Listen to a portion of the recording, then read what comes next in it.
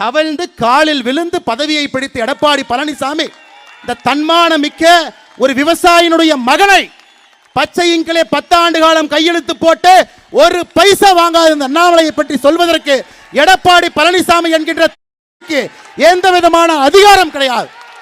இது அகந்தை, இது அகந்தை.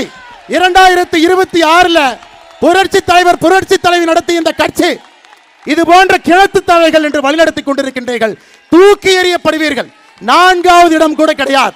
2026 சட்டமன்ற தேர்தலில் அனைத்து இந்திய அண்ணா திராவிட முன்னேற்ற கழகத்திற்கு 4வது இடம் கூட கிடையாது.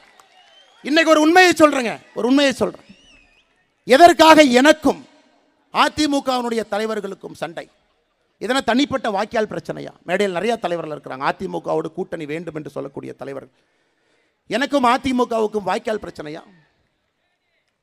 நம்முடைய கூட்டணியில் இருக்கக்கூடிய தலைவர் எடப்பாடி பழனிசாமி அவர்களை தொலைபேசி மூலமாக கூப்பிடுறாங்க. 2019 வாரணாசியில் மோடி அவர்கள் வேட்புமனு தாக்கல் செய்ய போறாங்க. எல்லா முதலமைச்சர்களும் கூட்டணி கட்சியினுடைய முதலமைச்சர்களும் அங்கே போறாங்க. நீங்களும் வாங்க, நான் போலான். அதற்கு எடப்பாடி பழனிசாமி சொன்ன பதில் என்னன்னா, தோற்க போகிற மோடிக்காக நான் எதற்கு வாரணாசிக்கு வர வேண்டும் என்று சொன்ன பதில். இல்லை என்று எடப்பாடி பழனிசாமி சொல்லட்டும். என்னுடைய தலைவனை பற்றி எப்படி எடப்பாடி பழனிசாமி அன்று பேசினாரோ, மானமுள்ள அண்ணாமலை அன்றிலிருந்து கூட்டணி கட்சி தலைவராக எடப்பாடி பழனிசாமியை எப்பொழுதும் நான் ஏற்றுக்கொண்டது கிடையாது, எப்பொழுதும் ஏற்றுக்கொண்டது கிடையாது.